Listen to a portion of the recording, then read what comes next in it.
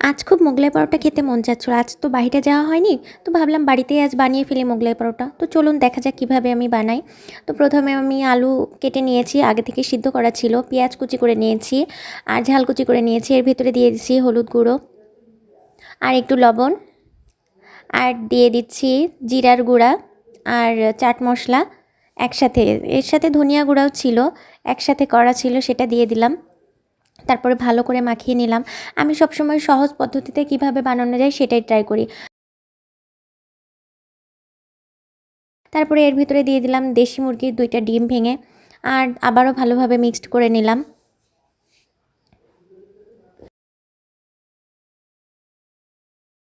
আর এই যে আমার মিক্সড করা শেষ, এভাবেই করে নিতে হবে। তারপরে আমি আগে থেকে ময়দার ডো বানিয়ে নিয়েছিলাম। ময়দাটা তেল মাখিয়ে ভালো করে আমি রেস্টে দিয়েছিলাম ১০ মিনিটের জন্য। তারপরে এই যে আমি ময়দার ডোটাকে ৩ টুকরো করে নিয়েছি আর রুটির মতো বেলে নিয়েছি। আর এর ভিতরেই এর ভিতরে আমি সেই মিশ্রণটা দিয়ে দিলাম। ডিম, পেঁয়াজ, ঝালকুচির মিশ্রণটা দিয়ে দিলাম। আমি অবশ্য রুটি গোল করতে পারি না, যেমন পেরেছি তেমনই করেছি। তারপরে আমি এক সাইড থেকে রুটির এক পাশ দিয়ে দিলাম আর উপরে একটু ডিম ডিম দিয়ে দিলাম যাতে আর না খুলে আসে। তারপরে মোগলাইয়ের মতো ভাঁজ করার ট্রাই করলাম। আর এই যে মোগলাইয়ের ভাঁজটা হয়ে গেছে। তারপর আমি কড়াইতে আগে থেকে তেল গরম করতে দিয়ে দিয়েছিলাম। আর কড়াইয়ের ভিতরে তেল গরম হয়ে গেলে আমি মোগলাইটা দিয়ে দিলাম।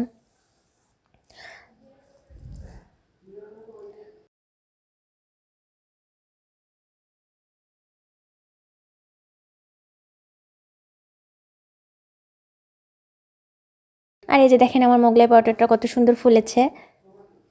এবার আমি খুব সাবধানে মোগলাই পরোটাটা উল্টে দিব। আমি আর একটা চামচ নিয়ে দিয়ে দিচ্ছি।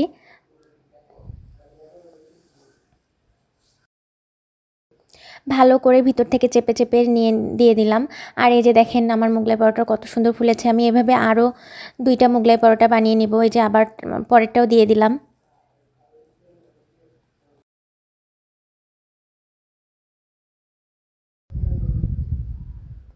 এই যে এটাও হয়ে গিয়েছে। দেন আরেকটাও হয়ে গিয়েছে, আর এটা এবার কেটে দেখব কেমন হয়েছে। যেহেতু আমি ফার্স্ট টাইম ট্রাই করেছি, তো আমি খুব এক্সাইটেড। আর এই যে দেখেন ভিতরটা কত সুন্দর কুক হয়েছে, আর দেখলেই বুঝতে পারছেন আপনারা যে কত সুন্দর মচমচে হয়েছে। ভিতরটা খুব সুন্দর কুক হয়েছে।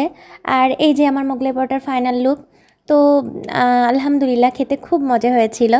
আজকে এই পর্যন্ত। আল্লাহ হাফেজ।